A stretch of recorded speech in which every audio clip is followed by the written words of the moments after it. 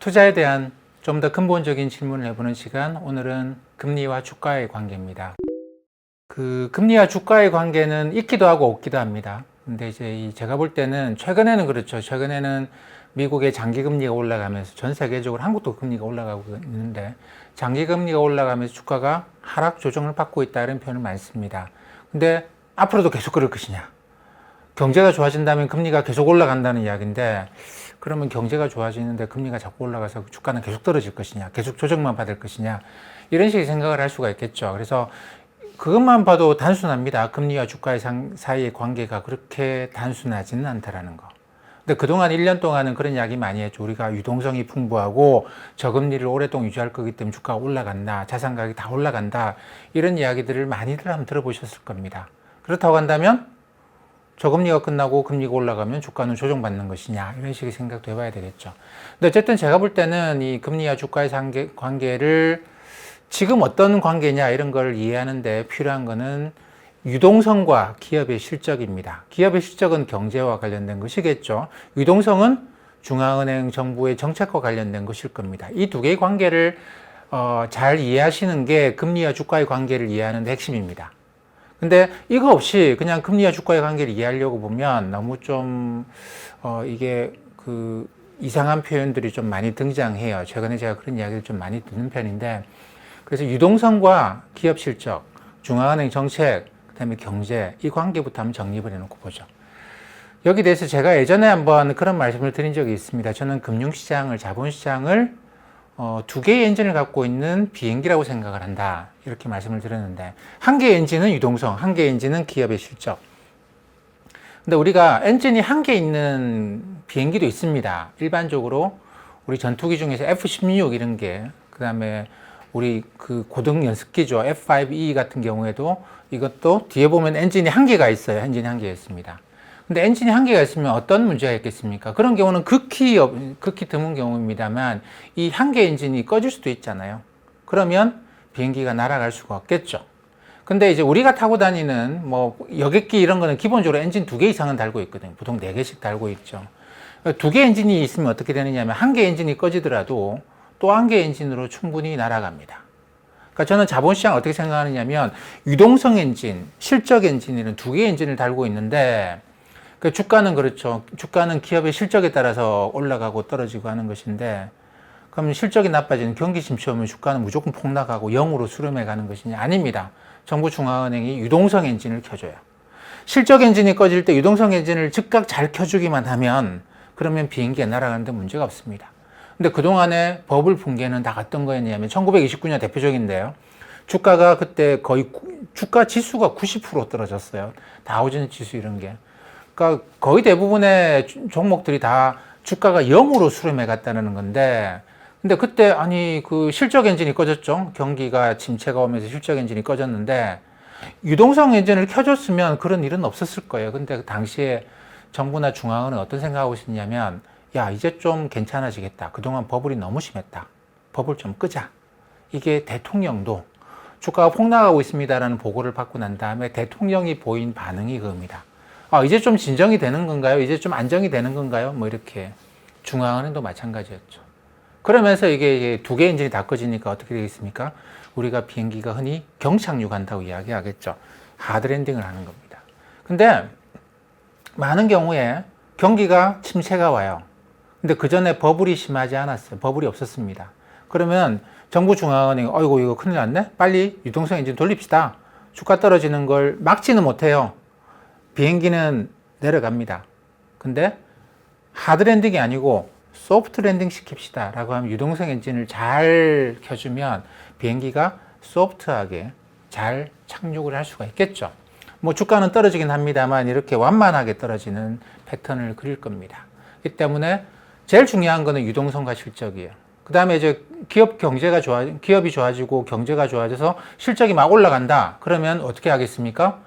2개 엔진 다 돌려놓으면 유동성 엔진 이거 급할 때 켜야 되거든요. 그러니까 아껴둬야 되겠죠? 실적이 돌아가기 시작하면 유동성 엔진을 끄기 시작합니다. 슬슬 끄죠. 한 개 엔진으로 날아갈 수 있기 때문에.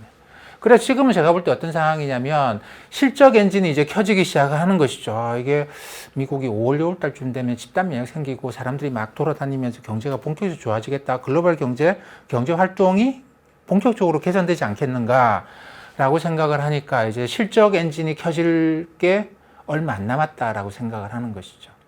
그러면 이제 유동성 엔진 좀 아껴둡시다. 이걸 서서히 꺼나가는데 뭐 그래서 그러는 거죠. 파월 의장이 나와서 우리 금리 올릴 거예요 이렇게 이야기 절대 안 합니다. 금리 안 올릴 겁니다 라고 이야기하는데 장기금리는 계속 올라갑니다.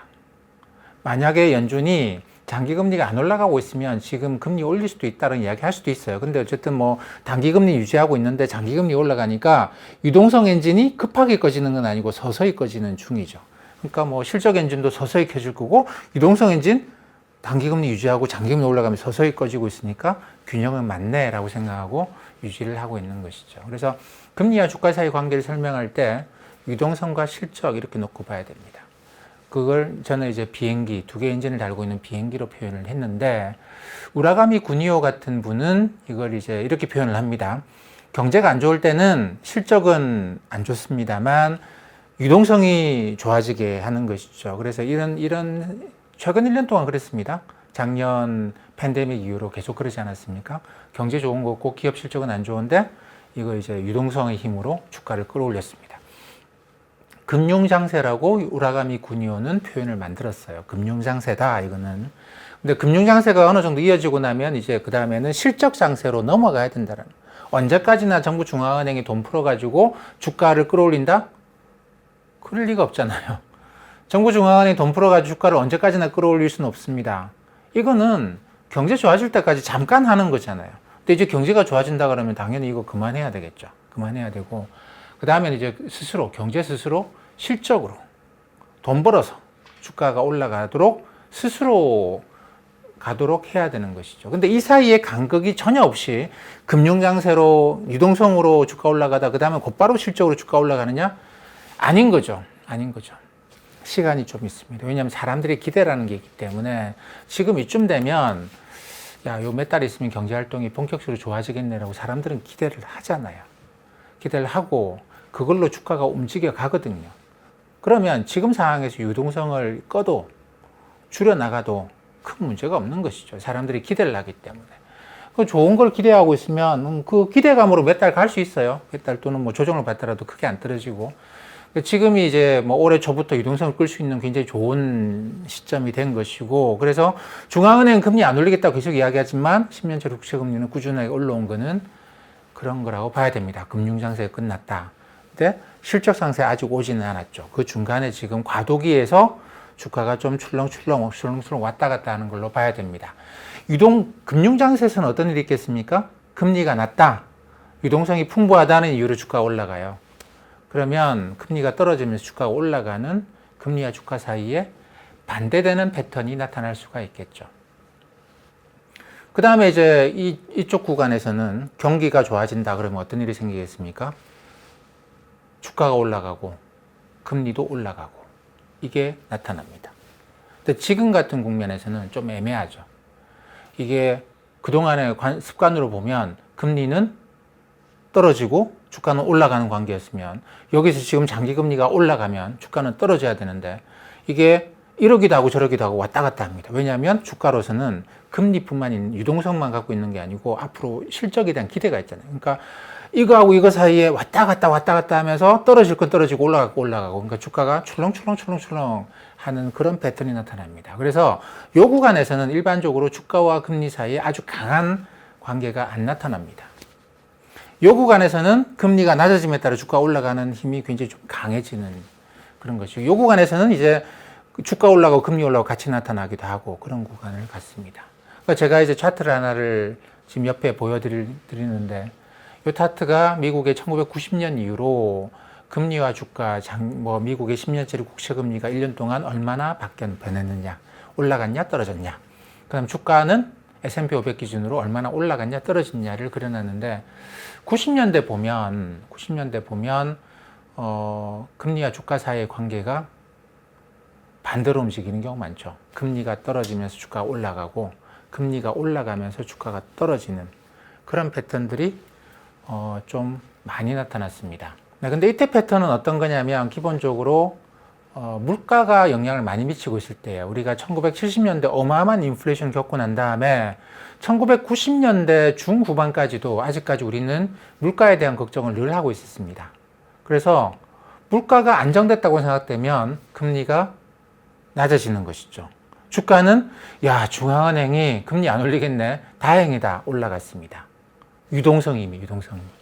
그래서 물가가 올라가는 상황이면 채권 시장에서 큰일 났네. 중앙은행 유동성을 확 조이고 금리 올리겠네. 금리가 올라갔어요. 주식 시장도 큰일 났다. 이거 중앙은행이 물가 잡는다고 금리 막 올리면 이거 주가 떨어지는데 주가 떨어지고 이러다 보니까 90년대는 유동성의 힘이 주로 작용을 하면서 금리 떨어지면 주가 올라가고 이런 식의 반대로 움직이는 효과가 컸습니다. 근데 2000년 이후로는 보시면 그림이 그렇죠. 금리와 주가 사이의 관계가 금리 떨어지고 주가 떨어지고 금리 올라가고 주가 올라가고 이런 패턴이 굉장히 강했어요. 이건 뭐겠습니까? 이건 기본적으로 경제, 실적이라고 하는 힘이 굉장히 강하게 작용하는. 근데 중간중간에 이제 정부 중앙은이 유동성을 확 공급하면서 떨어졌던 주가를 끌어올리는 이런 구간들이 중간중간에 조금씩 있지만 크게 보면 금리 떨어지고 주가 떨어지고 이런 구간들이 훨씬 더 많아 보여요. 하지만 요거는 이제 그림상으로 그러는데 그림 중간중간에 보게 되면 반대로 움직이기도 같이 움직이기도 하고 그런 겁니다. 그동안 2000년대 금리가 그때 장기 금리가 한 6%였거든요. 지금은 한 1% 아닙니까? 금리는 계속 떨어졌는데 주가는 어쨌든 꾸준하게는 아니지만 꽤 올라왔죠. 그렇다고 한다면 기본적으로 주가하고 금리 사이의 관계가 금리 올라가면 주가 떨어지고 뭐 이런 관계는 아니었다라는 겁니다. 오히려 우리가 이제 유동성을 중심으로 보느냐, 실적을 중심으로 보느냐에 따라 가지고 어떤 경우에는 사람들이 투자자들이 유동성의 중심으로 둬요. 그럴 때는 1990년대처럼 금리하고 주가가 서로 반대로 움직이는 경향을 많이 보였고, 근데 경제, 실적 이런 데 사람들이 집중을 하면 할수록 주가와 금리는 같이 움직이는, 주가 올라가면 금리도 올라가고 이런 패턴을 보이고 합니다. 근데 사람들이 관심 보이는 게 이것 어떨 때는 이거 왔다 갔다 하기 때문에 주가의 금리 사이 관계도 이럴 때도 있고 저럴 때도 있고 그런 관계로 봐야 될 것 같습니다. 그러면 지금은 어떤 관계로 봐야 되느냐? 지금은 그렇죠. 경제가 좋아진다. 이제 유동성에 대한 관심들은 껐습니다. 그다음에 이제는 금리가 떨어지면 주가 올라가는 거고 이런 관계는 아니에요. 금리가 올라가면 주가가 떨어지고 이런 관계는 아니고 이제 사람들이 실적에 관심을 갖기 시작합니다. 그러면 이건 뭐냐면 금리가 올라간다고 경제가 좋아지는 거네? 앞으로 기업의 실적이 좋아질 것 같네? 이렇게 생각을 하면 금리 올라가면 주가 올라가겠죠. 실제로 경제가 좋아지고 경제 봉쇄가 풀리고 경제가 좋아지고 실적이 좋아지겠네라고 생각되는 기업들의 주가는 올라갑니다. 최근에도 뭐 주식시장 조정받고 있다고 하지만 이 기업들의 주가는 올라가고 있어요. 대표적인 게 어떤 거겠습니까? 여행이나 뭐 항공 이쪽과 관련된 기업들이겠죠. 그 다음에 이제 경제활동이 늘어나면서 에너지 많이 쓰겠다, 뭐 소재도 수요가 늘어나겠네, 이런 것들 주가가 올라가고 있습니다. 기업 투자 증가하겠다. 전통적인 기업 투자와 관련된 많은 기업들이 산업재 섹터라는 데 있는데 이쪽은 주가가 올라가고 있는 중이죠. 이 실적에 대한 기대감. 근데 그동안 이제 유동성의 힘으로 왔던 금리가 떨어지니 주가가 올라가는 거야 라고 해왔던 기업들의 경우에는 뭐 우리가 이제 뭐 그 많은 기업들 보지 않았습니까? 혁신이라는 이름으로 많이 포장되어 있기도 했지만 사실 유동성으로 힘으로 언택트가 어떻고 뭐 많이 이야기했던 종목들이 있습니다. 이 종목들의 경우에는 주가가 최근에 떨어져요. 근데 이걸 놓고 금리가 올라가 주가가 떨어진다라고 생각하면 안 되는 것이죠. 이거는 유동성이 힘이 끝났기 때문에 이런 현상이 생기는 것이고 이쪽에서 실적의 힘이 생겨나고 있는 곳에서는 금리가 올라가는데 주가가 올라갑니다. 유동성의 힘으로 왔던 종목들에서는 금리가 올라가면서 주가가 떨어집니다. 다르죠? 다릅니다. 그렇기 때문에 내가 지금 투자하고 있는 종목이 이게 유동성의 힘을 강하게 받는 거냐, 앞으로 실적의 힘을 강하게 받을 것이냐에 따라서 장기금리의 상승이 미치는 영향은 다르다는 겁니다. 그렇기 때문에 지금도 미국 주식시장에서 장기금리가 올라가면서 주가가 조정을 받고 있다, 이렇게 표현하시는 분들이 많이 계시는데 S&P 500이나 다우존스 지수나 이런 걸 놓고 보면 그렇게 표현을 쓸 수가 없어요.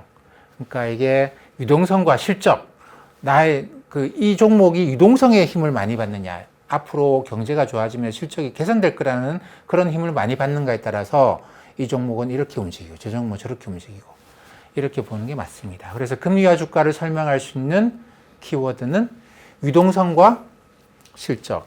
우라가미 군이오가 이야기하는 금융장세와 실적장세. 제가 말씀드린 두 개의 엔진을 달고 있는 비행기라는 관점에서 생각을 해보시면 관계가 잘 파악이 되실 것 같습니다.